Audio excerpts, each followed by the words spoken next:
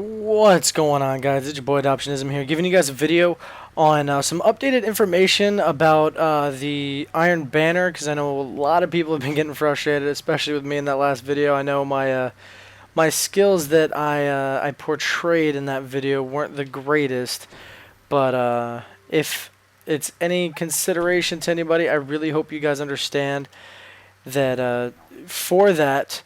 Um, it was like my first Crucible game on, and I did bad. But anyway, we need to get right into the video.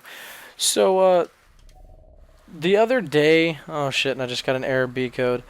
So anyway, the other day, Bungie posted, like they do on the app, about. I think it also goes on the Bungie.net website, but they did an update, pretty much talking about the Iron Banner and what it consists of, really, and some clarification on a lot of things that I know a lot of people are going to want to know about.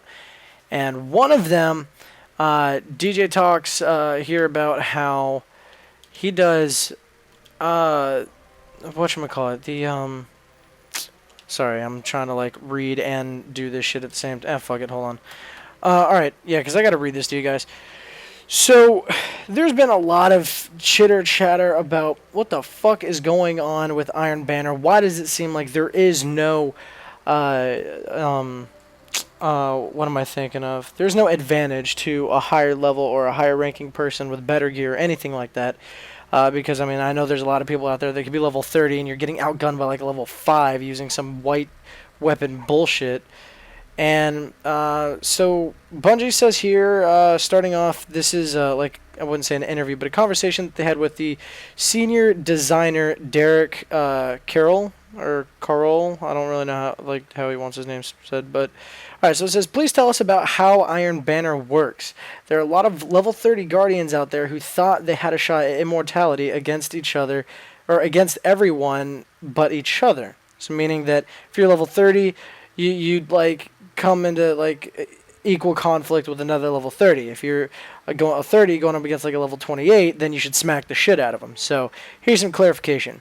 Alright, so this Derek guy says, if you were expecting to vaporize a crowd of noobs with a single burst from your Suros regime, I can see how you'd be disappointed. Imagine going into the Iron Banner as a mid-20s player, totally unable to participate in the fun. We didn't want players to have to complete the Vault of Glass in order to compete. And then DJ fires back saying, but we told them that power matters.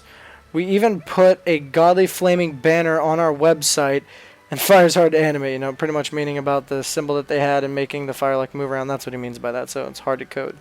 And then Derek comes back and saying, the way we pitched Iron Banner did make it sound like a no-holds-barred playlist. In reality, we delivered what we felt would be a competitive experience for everyone, not just players at a level cap.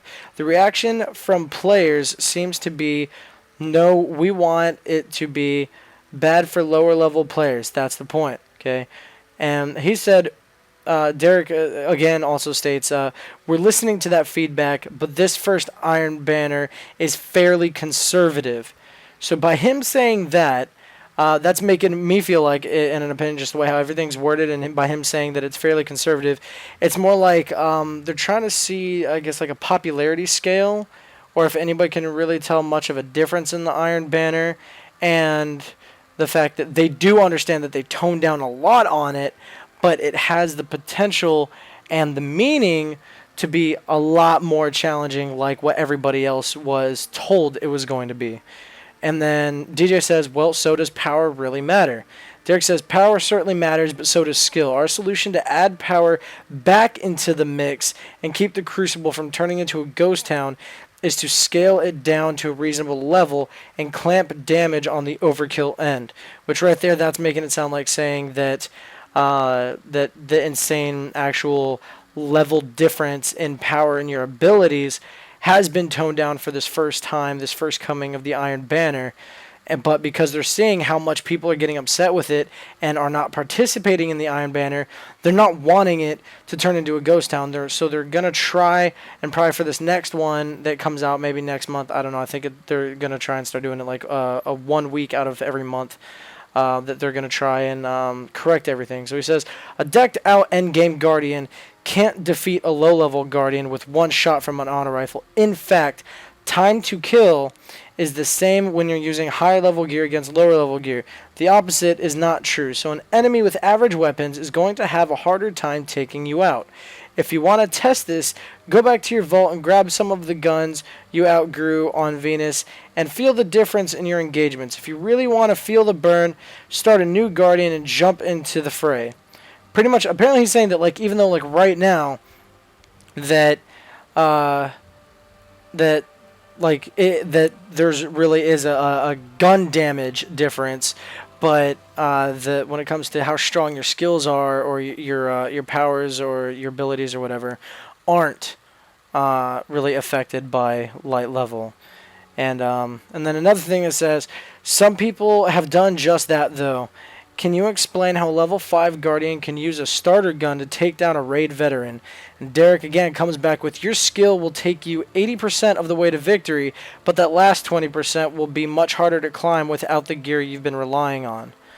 And I know, again, I'm probably going to get some hate on this because of my other video, but again, guys, I honestly have the worst luck with PvP gear. Like, all the gear that I have, like, I can show you guys right now.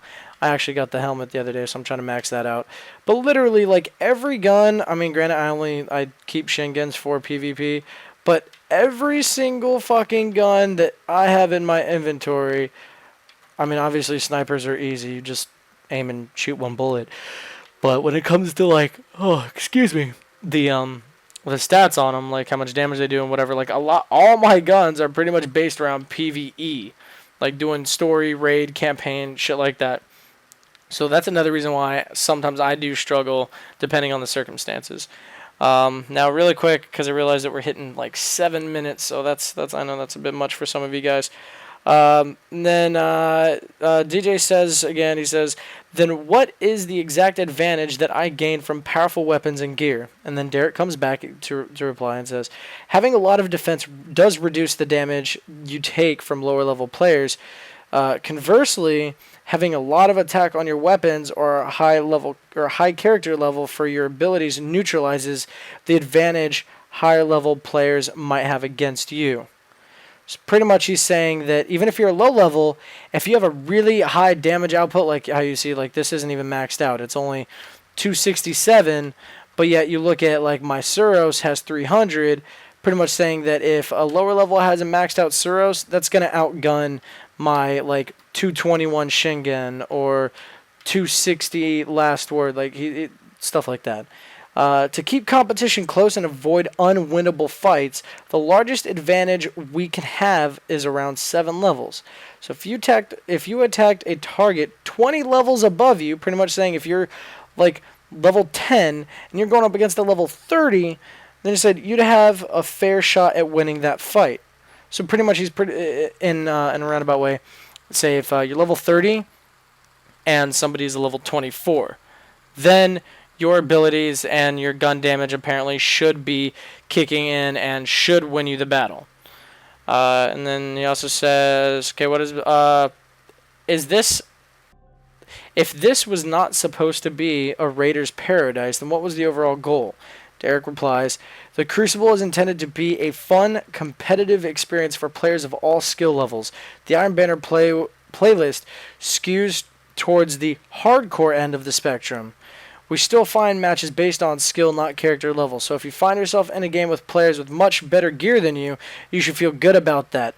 Lord Saladin thinks you could take them. Pretty much because, I know a lot of people also don't realize this, but Bungie keeps track of your kill-death ratios, what game types you play, your average win-loss, and if your percentages or your amount of score or your amount of skill or your amount of wins is the equivalent to somebody who's a much higher level than you, then the matchmaking is going to put you against that person. So you're going to go against people that play fairly just as well as you do. So that's probably another reason why I kind of get pissed off, because I have people that play like me. Or I play like other people. I don't know. Alright, guys. I know we're coming up on 10 minutes here. There's just one last little bit that I want to read to you. DJ says, sadly but predictably, not everyone is so confident in themselves. What are you going to do about all the quitters? Because I know there's been a lot of people asking about punishing the quitters or whatever. And Derek just says, please remind players that win or lose, they do get Crucible marks, XP, and gear rewards for completing the match, as well with all things Destiny. We're looking at the data and we'll come up with a plan to address it in future events. All right, so that's pretty much like the last the last part of it right there, and they're pretty much saying that that obviously they know the issues that are going on and how like some damage outputs are a little weird, and the matchmaking's weird, and the level difference with your abilities and stuff like that is really fucking weird. But that's why they did this. Obviously, I'm guessing for just a week. I mean, I'm just assuming. I mean, it would make sense to do like a really good competitive event once every month. So that's why I believe that they're going to probably do it for 1 week out of every month. But this one was definitely a trial by fire, you can say. And as their test run to see exactly how well people adapt, or how people would play in the popularity of it. And so, according to this, that there are certain things that should be working well. But remember this, guys. The most important thing that I picked up out of that is the 7-level difference. So if you are a 30, you have that window to level 23. Okay? So from between level 23 and level 30. Like if you are level 30, you should have a slight advantage and anybody all the way down to level 23. Okay? So keep that in mind, guys. Level 7 difference. But yeah, I really hope this helps better inform you guys. I know it actually helped me better informed. Sorry I didn't come out with it yesterday, because that's when they actually posted it, was yesterday. But I've just been trying to take a small break to spend time with my family and my girlfriend. So I apologize to you guys. And I'm going to be coming out with an update video on which games I'm going to be doing, because actually here in a couple of days we got Evil Within coming out. So I'm going to try and get something special set up for that and see what you guys think. But yeah, guys, again, I really hope this helps you out. Thank you for watching and giving me some of your time. I know that this is time out of your life, so every minute's precious. So thank you again. For you newcomers, don't forget to like, comment, subscribe, follow me on Twitter @Adoptionism. And until next time, guys, this has been your boy Adopt. Peace out.